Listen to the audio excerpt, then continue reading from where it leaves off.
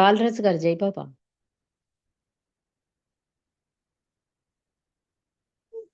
अवतार मेहर बाबा की जय। नमो मेहर बाबा अवतार नमो देव देव। प्रभु नमो मेहर बाबा अवतार नमो देव देव। अपार दिव्या कृपा सागर सकल चराचर जगदुद्धार। नमो मेहर बाबा अवतार नमो देव देव। प्रभु नमो मेहर बाबा अवतार नमो देव देव। जोहारुलिवे श्री मेहर बाबा जोहारुलिवे श्री मेहर बाबा। महिनि जनिंచిన మానవ రూప महिनि जनिंచిన మానవ రూప। ఇహ పర ఆనంద జీవనమేవ ఇహ పర ఆనంద జీవనమేవ। భవభయ భంజన పరమ పావన భవభయ భంజన పరమ పావన। నమో మేరు బాబా అవతార్ నమో దేవ దేవ। ప్రభు నమో మేరు బాబా అవతార్ నమో దేవ దేవ। అజ్ఞానాంధతనంతము చేసి అజ్ఞానాంధతనంతము చేసి దివ్య విజ్ఞాన దృష్టిను సంగి దివ్య విజ్ఞాన దృష్టిను సంగి హరిషడ్ వర్గం అంతరింపగా హరిషడ్ వర్గం అంతరింపగా అవ్యయ మోక్షం అనుగ్రహింపు అవ్యయ మోక్షం అనుగ్రహింపు।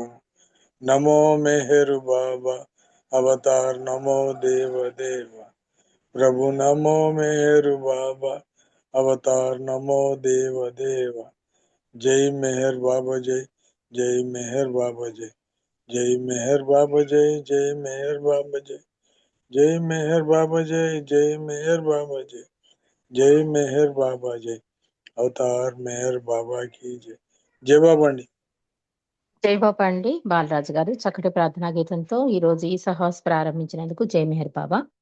ప్రభు ఇచ్చిన ఈ అవకాశంలో మనం సద్గురు కార్యసరళి అనే ఒక గ్రంథాన్ని, ఒక అద్భుత గ్రంథాన్ని, అంటే ఒక ప్రేమికుడిగా, ఒక శిష్యుడిగా, భగవంతుడు గురువుగా ఎలాగ ఆ ప్రేమికుడి జీవితంలో మార్పు తీసుకొస్తాడు, ఎలా శిష్యుడిగా ట్రైనింగ్ ఇస్తాడు అన్న విషయాన్ని ఈ సద్గురువు కార్యసరళి అనే పుస్తకంలో ఐవిడ్జూస్ గారు తెలియజేశారండి. నిన్నటి రోజు మనము ఏం తెలుసుకున్నాము అంటే ప్రేమ భగవంతు నుండి మానవునికి లభించే ఒక వరం, విధేయత సద్గురువు నుండి మానవుకు లభించే ఒక కానుక. ప్రేమించేవాడు ప్రీతముని ఇచ్ఛానుసారం నడుచుకోవాలనుకుంటాడు, ఆ ప్రీతమునితో ఐక్యం పొందాలనుకుంటాడు. ప్రీతముని ఇచ్చకు అనుగుణంగా ప్రవర్తించడమే విధేయత. ప్రీతముని ఇచ్చకు లోబడి నిరాసక్తుడై ఉంటూ ఆయనను సంతోషపెట్టడమే సర్వసమర్పణ అన్న విషయాన్ని తెలియజేస్తూ ఐవిడ్జూస్ డాన్ స్టీవెన్స్ 1955 నవంబరు 3వ తారీఖు నుంచి 12వ తారీఖు వరకు జరిగిన విశేషాలు కొంచెం క్లుప్తంగా, అంటే ఒక్కొక్క రోజు ఏమేం జరిగింది అన్నది నిన్నటి రోజు ఒక ఉత్తరం ద్వారా ఐవిడ్జూస్కి తెలియజేస్తే ఐవిడ్జూస్ మనకు చెప్తున్నారు నవంబర్ 3 ఇలా జరిగింది, 4 ఇలా జరిగింది, 5 ఇలా జరిగిందని. అంటే బాబా ఏం చెప్పారు, ఎంతమంది ప్రేమికులు వచ్చారు, ఎలాంటి అనుభూతి పొందారు, ఇలాంటివన్నీ కూడా కొంచెం క్లుప్తంగా డాన్ స్టీవెన్స్ చెప్తున్నారు.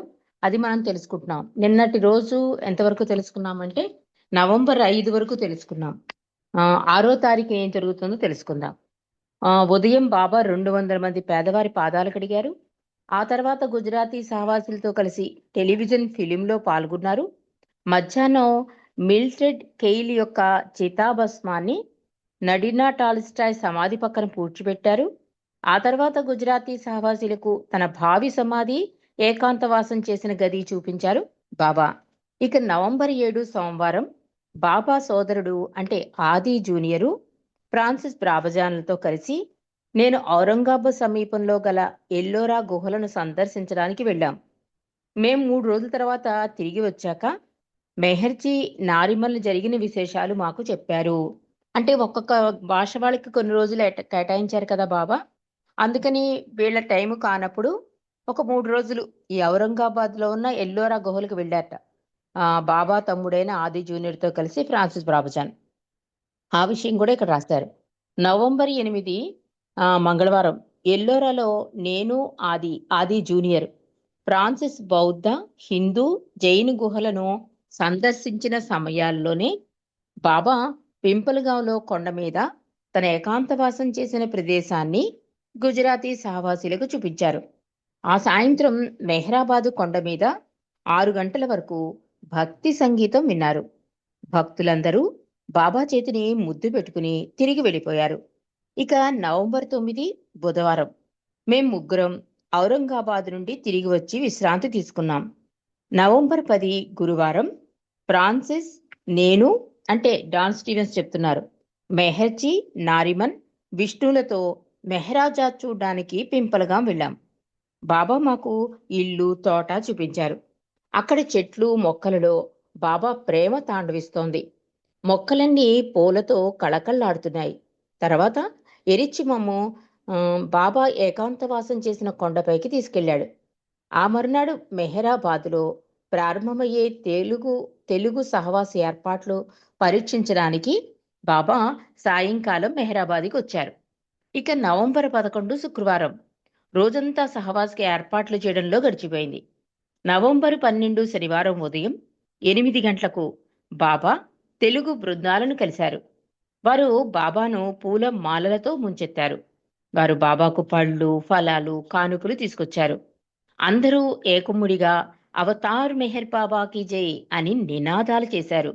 అందరూ వారి వారి స్థానాలలో కూర్చున్నాక మహిమల గురించి ఒక భక్తుడు తెలియజేశాడు. చనిపోయిన బాలిక తిరిగి బతికిన విషయం తెలియజేశారు.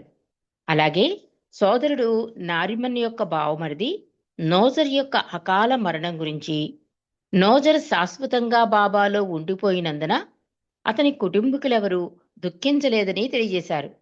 మధ్యాహ్నం తెలుగువారితో మాట్లాడిన పిమ్మట పింపల్గాం వాసులకు దర్శనమిచ్చారు బాబా. ఆ తర్వాత ధునిని ప్రజ్వలింపజేశారు. అంటే 12వ తారీఖు అయింది కనుక ధుని సందర్భం కూడా జరిగిందని డాన్ స్టీవెన్స్ అక్లుప్తంగా ఆ రోజుల్లో జరిగిన సహవాస విశేషాలు ఐవిడ్యూస్కి ఉత్తరం ద్వారా తెలియజేశారు. ఆ తర్వాత ఈ సహవాసలో జరిగిన విశేషాలను, బాబా వారి సందేశాలను లిజన్ హ్యుమానిటీ అంటే మానవాళికి సందేశం అనే గ్రంథంలో సవిస్తరంగా తెలియజేశారు డాను. నవంబర్ 7 నుండి ప్రారంభమైన ఈ సహవాసులో బాబా 250 మంది పేదవారి పాదాలు కడిగి వారి పాదాలకు నమస్కరించి ప్రతి ఒక్కరికి 4 రూపాయలు దక్షిణ ఇచ్చారు. సహవాస జరిగిన ప్రతి వారంలోనూ ఇలాగే జరిగేది. 250 మందిట. అందరినీ భగవన్ నామస్మరణ చేయమనేవారు.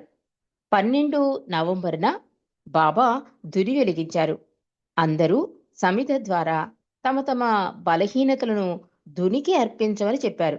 సమిధ అంటే ఒక కర్ర ముక్క, అంటే ఒక కలపో ఏదో ఇస్తారు కదా, దాన్ని ఇక్కడ సమిధ అని రాశారు. క్రమము తప్పకుండా ప్రతి నెల ధుని వెలిగించే రోజున అక్కడ ఉన్న వారందరూ అదృష్టవంతులని బాబా చెప్పారు. డాను ధునిలో సమిధను వేసే ముందు బాబా అతనికి ఆలింగనం ఇచ్చారు. విమర్శలకు తట్టుకునే శక్తిని ఇమ్మని ప్రార్థిస్తూ డాను తన సమిధను ధునిలో వేశాడు. సహవాస కార్యక్రమాలు పూర్తయిన తర్వాత బాబా మండలితో సహా సతారాకు తిరిగి వెళ్లారు.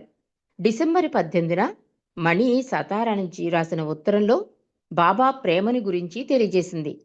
అహ్మద్నగర్లోని సటగారి పొలంలో పనిచేసే యువకుడు తన అరచేతిలో కర్పూరం వెలిగించి బాబాకు హారతిని ఇచ్చిన విషయం తెలియజేసింది.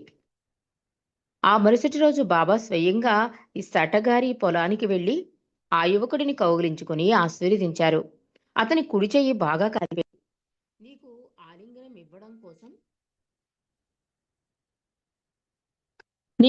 ఆలింగనం ఇవ్వడం కోసం ప్రత్యేకంగా వచ్చాను అని బాబా అతనితో చెప్పారు. సహవాస కార్యక్రమాలన్నీ పూర్తయ్యాక ప్రతి గ్రూపు నుండి 5గురిని ఎంపిక చేసి వారి వారి ఇళ్లకు వెళ్ళిన తర్వాత ఒక వారం పాటు పూర్తి ఉపవాసం, జాగరణ, భగవన్ నామస్మరణ చేస్తూ గది విడిచి బయటకు రావద్దని ఆజ్ఞాపించారు బాబా. అలా ఆ వారం రోజుల సహవాస విశేషాలు కొంచెం క్లుప్తంగా ఐవిడ్యూస్కి తెలియజేశారండి. ఇక్కడ జ్యూస్ మనకి తెలియజేశారు. ఇక 14వ అధ్యాయంలోకి వస్తున్నాం మనం.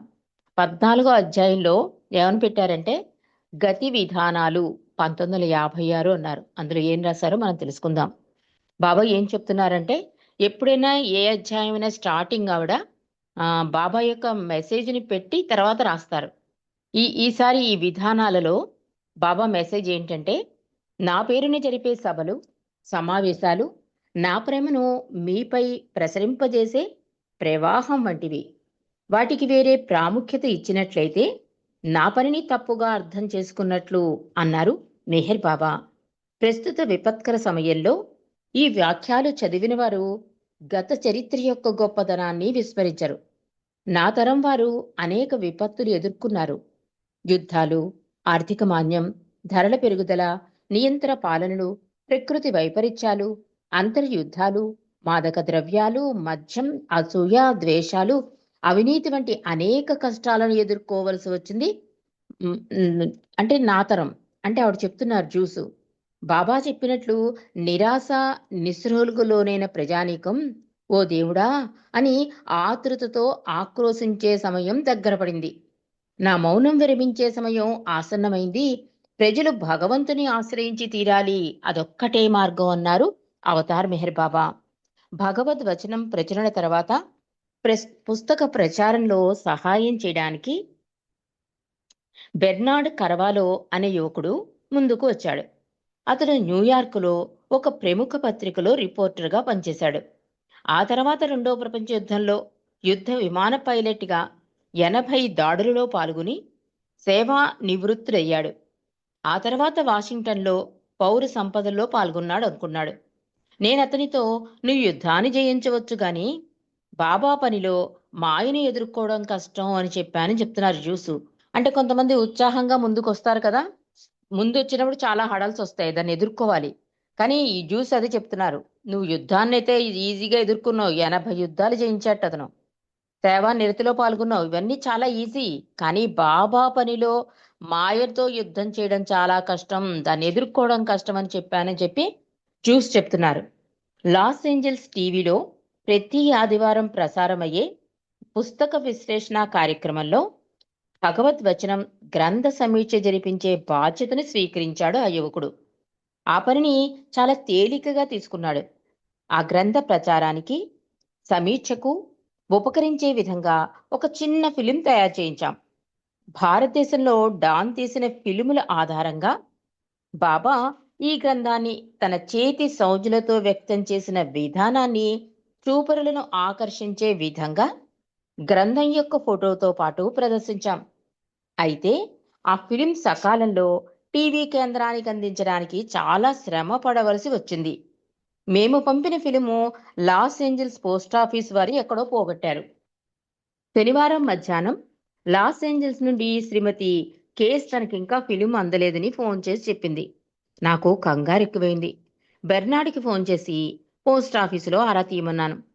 శనివారం పోస్టాఫీసు మూసివేసే సమయానికి ముందుగా శ్రీమతి కేస్ తన మనిషిని పంపించింది. అధికారులు కూడా కష్టం మీద ఆ ఫిలిముల పార్సిల్ను కనుగొనగలిగారు. చిట్ట చివరకు ముందుగా చూడకుండానే ఆదివారం నాడు టీవీలో ప్రసారం చేశారు.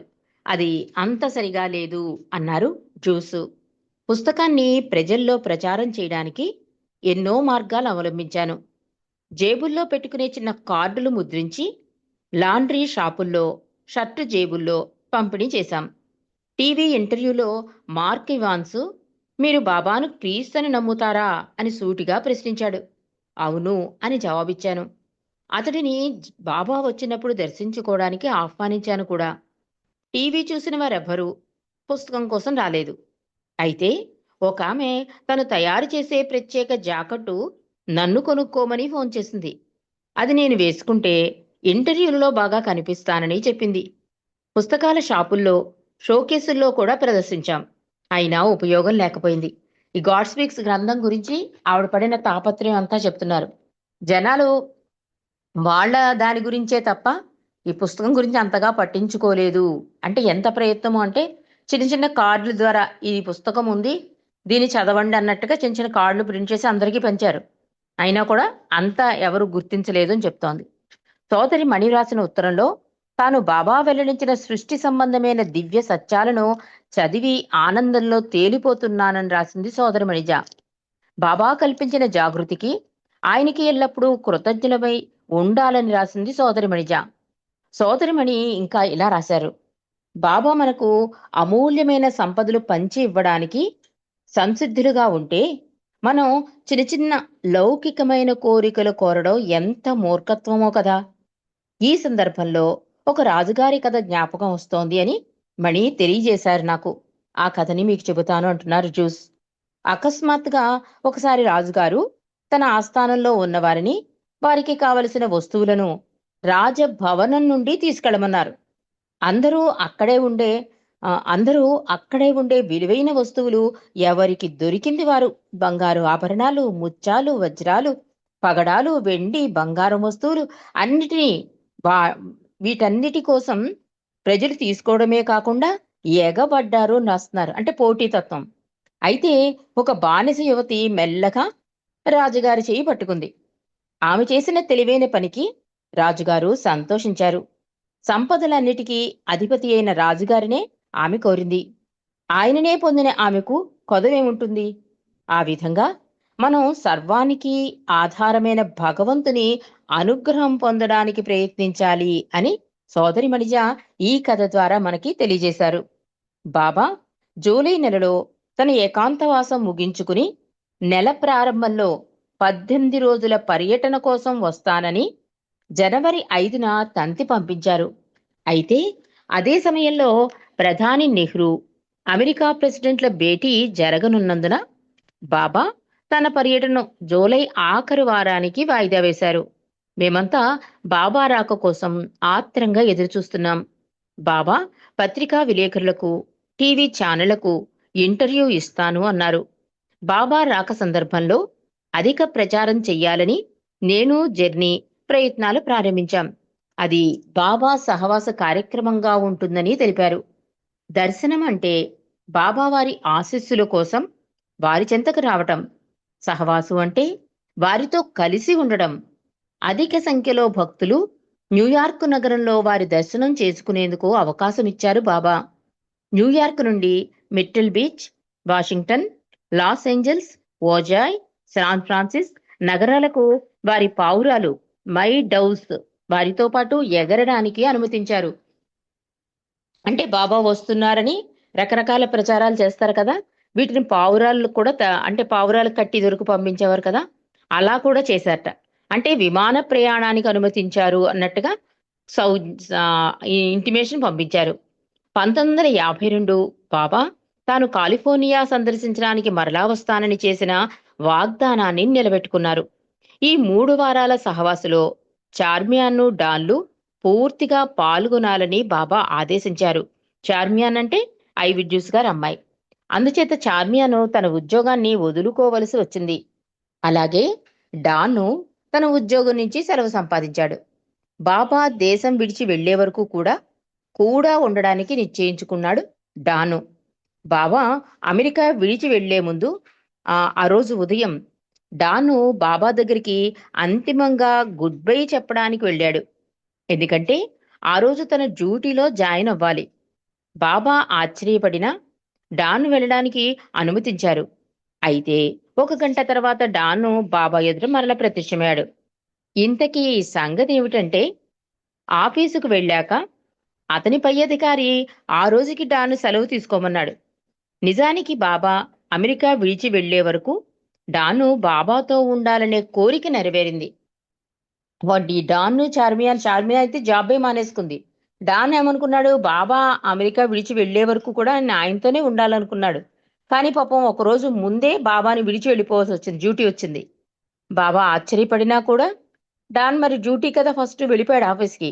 కానీ ఆయన నిర్ణయం, అతని తపన అతనికి సంతోషాన్ని కలిగించేలా బాబా చేశారు. అంటే ఆ రోజు కూడా నువ్వు లీవ్ తీసేసుకో, రేపటి నుంచి రావచ్చు అనడంతో బాబా అమెరికా విడిచి వెళ్లే వరకు కూడా డాను బాబాతోనే ఉండే కోరిక నెరవేరింది అని రాస్తున్నారు ఇక్కడ. నా భర్త టెర్రీని విశ్రాంతి కోసం మెర్టిల్ బీచ్కి పంపించాను. బెర్నీతో కలిసి నేను కూడా అక్కడ పత్రికల వారిని, వ్యాపార సంస్థల వారిని కలిసి బాబా కార్యక్రమానికి ఏర్పాట్లు చేయడానికి వెళ్ళాను. అనుకోకుండా టెర్రీకి హార్ట్అటాక్ వచ్చింది. ఒకవైపు బాబా పని, మరోవైపు భర్త. ఏం చెయ్యాలో తోచలేదు. చివరకు అతని ఆఫీసుకి సంబంధించిన ఒకరు అతనిని న్యూయార్క్ ఆసుపత్రికి తీసుకెళ్లారు. న్యూయార్కులో చార్మియాను అతనికి సేవలు చేసేందుకు సిద్ధంగా ఉంది. మిట్టిల్ బీచ్ సెంటర్ ప్రారంభోత్సవానికి ఆహ్వానం సంఘం తరపున మిట్టిల్ బీచ్ మేరు మిట్టిల్ గుచ్చాలతో బాబాకి స్వాగతం ఇవ్వడానికి.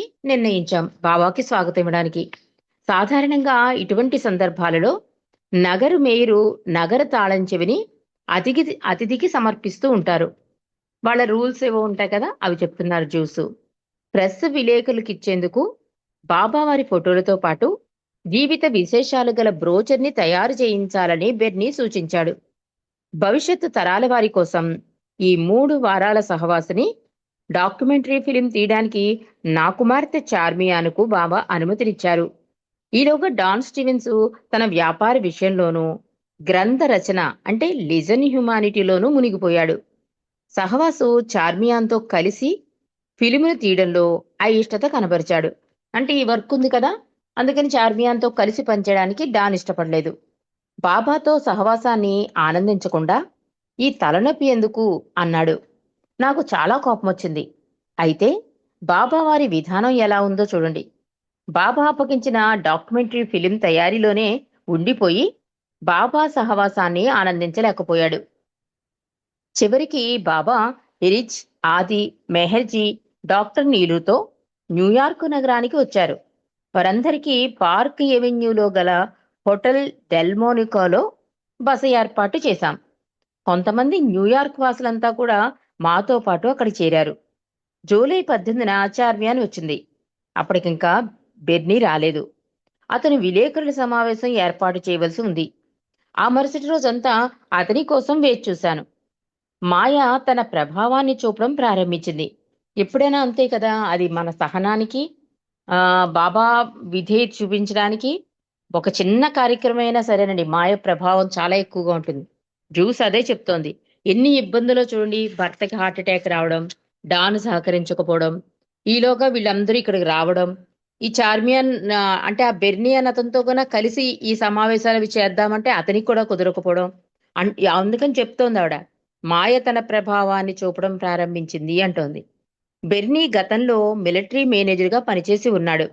అతనిని అత్యవసర సేవల కోసం 2 వారాల పాటు పనికి పిలిచారు. పడవల పందాలలో అతనితో పాటు పనిచేస్తున్న మిత్రుడి కారణంగా అతనికి $1000 నష్టం వచ్చింది. బాబాతో కలిసి ప్రయాణించడానికి తగిన డబ్బు సంపాదించడంలో విఫలుడయ్యాడు బెర్నీ. పడవల పందెం జరగలేదు. చివరికి అతని పై అధికారి అనుమతితో 2 రోజులకు సరిగా బాబా వచ్చే రోజుకి అతను విలేకరుల సమావేశం ఏర్పాటు చేయగలిగాడు. అతను ఆలస్యంగా రావడానికి కారణం చాలా విచిత్రంగా ఉంది. అతను మిలిటరీ పని నుంచి 2 రోజుల ముందుగా విడుదలవడానికి కల్నల్ను అనుమతించాడు. అంటే వాళ్ళ ఆఫీసర్ అనుమతించాడు. మంగళవారం ఫోన్ చేసి తను వస్తున్నట్లుగా చెప్పాడు. అతని విమానం ఎక్కుతుండగా మిలిటరీ అధికారులు ఎక్కడికి వెళుతున్నావు అని అడిగితే న్యూయార్క్ కని సమాధానం చెప్పాడు. అతని వద్ద అనుమతి పత్రాలు లేవు. అందుచేత పోలీసులు అతన్ని జైల్లో పెట్టారు. గురువారం రాత్రి వరకు జైల్లో గడిపాడు బెర్నీ. ఇంట్లో భార్యకు కూడా ఏమీ సమాచారం లేదు. గురువారం రాత్రి ఫోన్ చేసి చెప్పాడు. శుక్రవారం ఉదయం వచ్చి కలిశాడు. చాలా అలసిపోయి నీరసంగా కనిపించాడు. చావు బతుకుల మధ్య వెళ్లాడుతున్నట్లుగా భావించా రాత్రంతా విలేకరు వేటలో ఉన్నాడు బెర్నీ. అర్ధరాత్రి వేళ ఒక విలేకరి, ఏమయ్యా, ఇదేమైనా మత విషయాలు వినే సమయమా అని హేళన చేశాడు. దానికి మతానికి కూడా టైం ఉంటుందా అని జవాబిచ్చి మరీ వచ్చాడు బెర్రీ. ఆ రాత్రి బాబాను స్వాగతించినప్పుడు 2 విలేకరులు మాత్రం విమానాశ్రమానికి వచ్చారు. అయితే సోమవారం నాటి సమావేశానికి చాలా మంది వచ్చారు. అంటే ఒక సహవాసు గాని ఏదైనా పెట్టుకుంటే ఎక్కువ హడల్స్ వస్తూ ఉంటాయి. వాటిని చూసి భయపడిపోయి వెనకంజ వేస్తే బాబా ఎప్పుడూ చెప్తారు, పని అంటే కూడా రాజమండ్రి గురుకులంలో నా పని అని నీ దగ్గరికి వచ్చిందంటే అది నిజాయితీగా చేసడం, పరిపూర్ణంగా ఆయనకి అంకితం ఇవ్వడం. అంటే దాని నుంచి ఏది ఆశించకూడదు అనమాట. అలా ఆశించకుండా ఉండి చేసేదే నా పని. నా పని చేయడం అంటే నన్ను ప్రేమించినట్లే అని బాబా చెప్పారు. వీళ్ళు కనుక బాబా ఇలా హడల్స్ వస్తే ఒక వెనకడుగు వేసుంటే కనుక ఈ ఈ అద్భుత సహవాసిని మిస్ అయ్యేవారు వాళ్ళు. కానీ చాలా మొండిగా జైల్లో 2 రోజులు ఉన్నా కూడా మళ్ళీ వచ్చి ఆ బాబాకి సంబంధించిన ఆ విలేకరుల సమావేశం ఏర్పాటు చేయడం అనేది నిజంగా అతను బాబా ప్రేమలో మునిగిన అద్భుత భాగ్యశాలి బెర్రీ. మరి మీరు మరిన్ని విశేషాలు రేపు మనం తెలుసుకుందామండి. అవతార్ మెహర్ బాబాకి జై. జై బాబా అండి. వైదేహి గారు. జై బాబా అండి. అవతార్ మెహర్ బాబా కీ జై. మనసు హారతిదే, మనసు హారతిదే, మనసు హారతిదే, మహిమాన్విత మంగళ చరణా మేహరు బాబా ప్రేమమయా, నీవే మాకు సర్వమయా.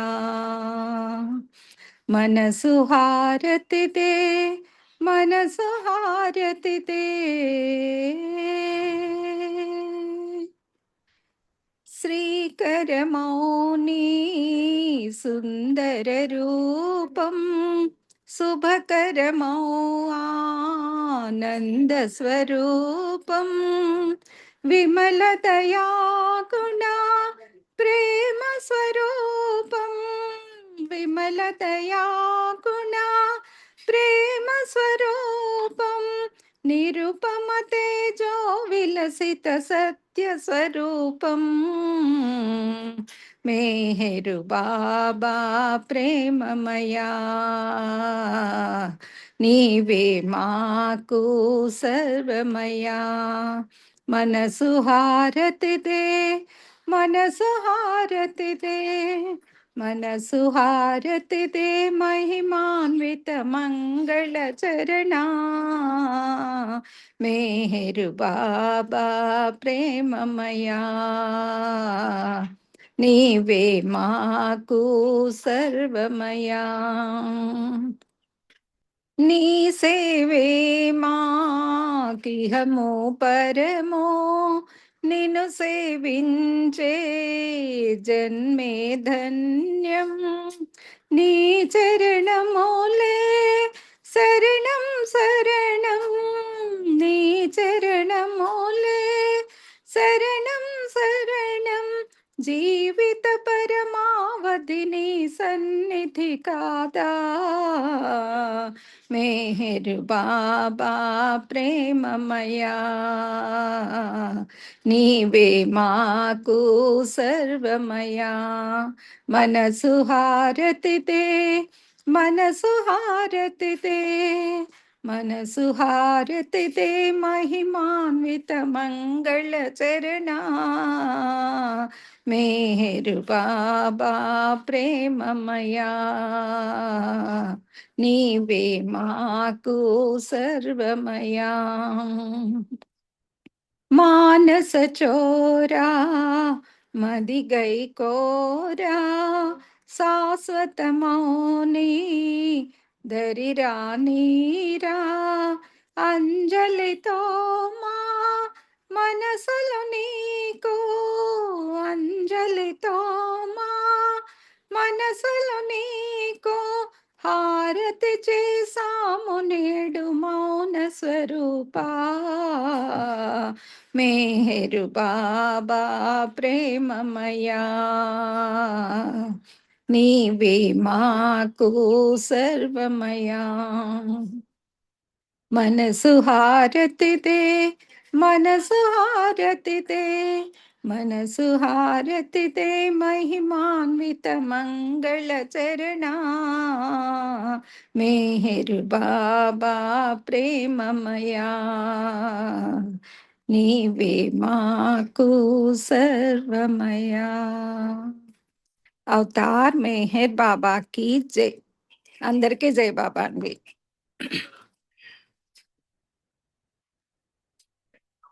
జై బాబా అండి. అందరికీ జై బాబా. జై బాబా అండి అందరికి. జై బాబా అండి. అందరికీ జై బాబా. అవతార్ మెహర్ బాబా की जय बाबा अंदर